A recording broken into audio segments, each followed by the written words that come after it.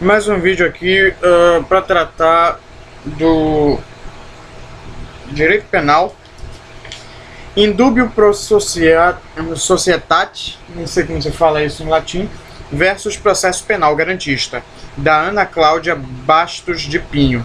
Ela é uma promotora de justiça e professora de direito penal da Escola Superior do Ministério Público e da Escola Superior de Magistratura do Pará. Na dúvida, arquiva-se, tranca-se a ação penal ou absolve-se, indúbio pro réu, e nunca se processa, pronuncia-se ou condena-se, indúbio pro societate. As garantias individuais são direitos concretos que prevalecem ante as abstrações, indúbio pro societate. Estas servem ao direito autoritário, aos regimes antidemocráticos ou aos governos ditatoriais.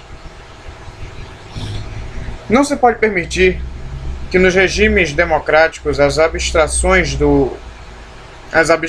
em nome da sociedade venham destruir o sistema jurídico humanitário positivo para dar lugar a um odioso direito repressivo, onde o Estado condena e acusa sem provas concretas.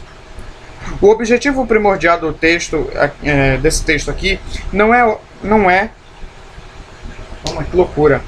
O objetivo primordial do texto é fomentar o debate no sentido de identificar até que ponto o modelo de processo penal garantista implantado pela nova ordem constitucional vem sendo respeitado ante a proliferação de ações penais infundadas, nascidas sob o escudo do vetusto indúbio pro societate.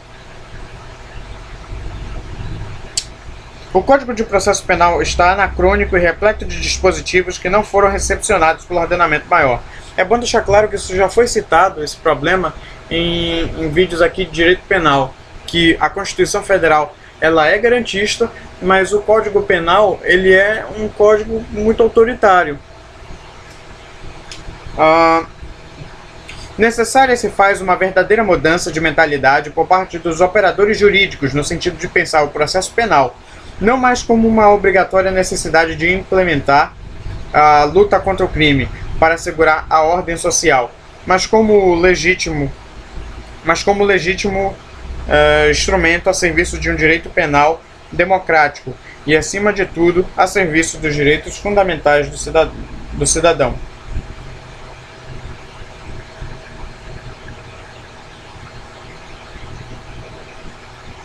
A relação entre processo e Estado é inconteste,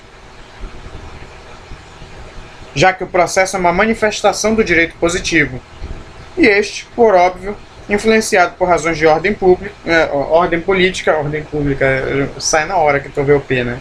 Sociológica, cultural, que inspiram o exercício do poder estatal. O direito processual penal reflete de forma bastante clara essa interdependência, pois é no âmbito de sua aplicação que se tornará mais evidente a equação ius puniendi versus ius libertatis. A tendência ideológica do Estado irá determinar o modelo de processo penal aplicado.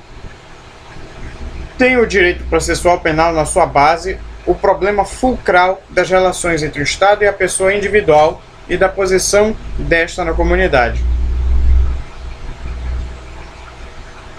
Quanto mais autoritário o Estado, menos o sujeito passivo da relação processual será visto como cidadão, mas como mero objeto de inquisição, para usar a... não, essa parte aqui não se diz, né? Correto. Porque isso aqui é um fichamento, eu não estou lendo tudo, não. Os estados de inspiração democrática exigem respeito às garantias individuais, que já foram todos constitucionalizados pelas cartas modernas. Temos no Brasil hoje um sistema processual penal codificado às luzes fascistas da era Vargas, em confronto com uma Constituição Federal garantista, que consagrou como fundamento do Estado democrático de direito a dignidade da pessoa humana e elevou a dogma de princípio maior, dentre outros, a presunção do estado de inocência. Segundo Luigi Ferrajoli, somente se pode conceber o exercício do ius puniendi estatal se assegurada a tutela dos direitos fundamentais.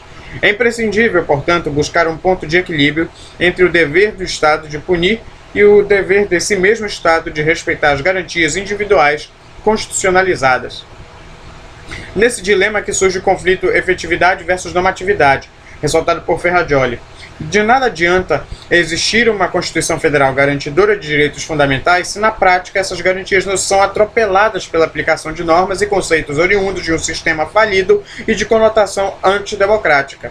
Salta aos olhos a aplicação do indúbio pro societate para dar início a ações penais, públicas e privadas, sem razoável conjunto probatório, na esperança de que possam ganhar robustez na instrução processual.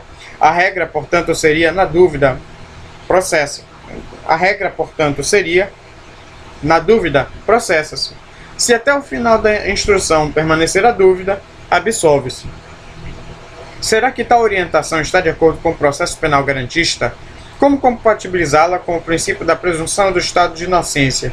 Por que o indúbio pro réu só pode ser aplicado no final do processo, quando se sabe que o processo em si já é uma pena? A princípio, a resposta somente pode ser encontrada caso se admita que a interpretação pelo indúbio pro societate definitivamente não está conforme o texto constitucional. Segundo Aury Lopes Júnior, também é importante desmascarar o frágil argumento de que no momento da admissão da denúncia existe uma presunção de indúbio pro societate. Não só existe no plano normativo tal previsão, como se existisse seria inconstitucional, pois ao afirmar que na dúvida deve proceder contra uma pessoa, estaremos retirando o manto de proteção constitucional da presunção de inocência. É oportuno que se diga que, apesar do indúbio pro societate se identificar perfeitamente com o modelo autoritário do Código de 1941, em nenhum momento foi ele previsto de forma expressa na lei. Infelizmente, muitas acusações temerárias e vazias são levadas a cabo na falsa premissa de que a dúvida deve prevalecer em favor da sociedade, ainda que para isso exponha-se o réu ao constrangimento indevido de um processo penal, com toda a carga estigmatizante que o acompanha.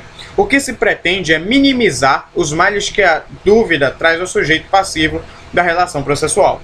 Aury Lopes Júnior destaca que referida fase pré-processual no Brasil, representada pelo inquérito policial, deve funcionar como um filtro para evitar acusações infundadas. O filtro processual é necessário em razão de 3 fatores: o custo do processo, o sofrimento que causa para o sujeito passivo e a estigmatização social e jurídica que gera. Carnelucci, citado por Lopes Júnior, ensina que a investigação deve se prender somente ao juízo de mera possibilidade. A ação penal, para ter início, exige mais do que isso, exige efetiva probabilidade. Possibilidade significa que as razões favoráveis e desfavoráveis à hipótese, imputação, são equivalentes, enquanto a probabilidade indica uma predominância das razões positivas em favor da acusação sobre as negativas. Ações injustificadas com base no indúbio pro societate possuem um efeito criminógeno, espetacular. Além de submeter o imputado ao constrangimento natural do processo penal, ainda o expõe a outras consequências mais drásticas, verdadeiras penas processuais como VG, não sei o que é VG, as prisões cautelares e os assédios da mídia sensacionalista, que se alimenta de escândalos e muitas vezes sequer espera a formalização da acusação, promovendo uma execração pública do investigado antes mesmo de existir processo. Te dou 2 exemplos, a escola base e o Michael Jackson, sofrendo desse mesmo problema que está sendo retratado nesse parágrafo. O processo penal rotula e estigmatiza. É o que a criminologia moderna chama de labeling approach, teoria do etiquetamento, que já foi tratada aqui faz alguns meses. O indivíduo sofre todas as agruras do processo penal, todas as humilhações e não raro corre risco de ser segregado provisoriamente para, após encerrada a instrução, vir a ser absolvido por falta de provas. Essa é a consequência perniciosa da aplicação do indúbio pro societate. É importante destacar a preocupação dos processualistas que coordenam o projeto de reforma do Código de Processo Penal e implantar uma fase intermediária após a investigação policial e antes da formação da lide, a fim de que o juiz possa exercer um controle de pré-admissibilidade da acusação, exatamente para evitar as acusações que podem trazer toda sorte de males. As ciências criminais não são mais expressões do autoritarismo, mas ferramentas colocadas à disposição dos operadores jurídicos para sedimentar o Estado democrático do direito. É tempo do funcionalismo roxiniano para um casamento definitivo da dogmática com a política criminal. Enfim, recorrendo a Ferrajoli, é preciso dar concreta... É o Ferrajoli? Não, acho que é Ferrajoli, então é Ferrajoli. É preciso dar concreta efetividade ao comando normativo que já integra o corpo constitucional, sob pena de existir um abismo cada vez maior entre o direito e a democracia.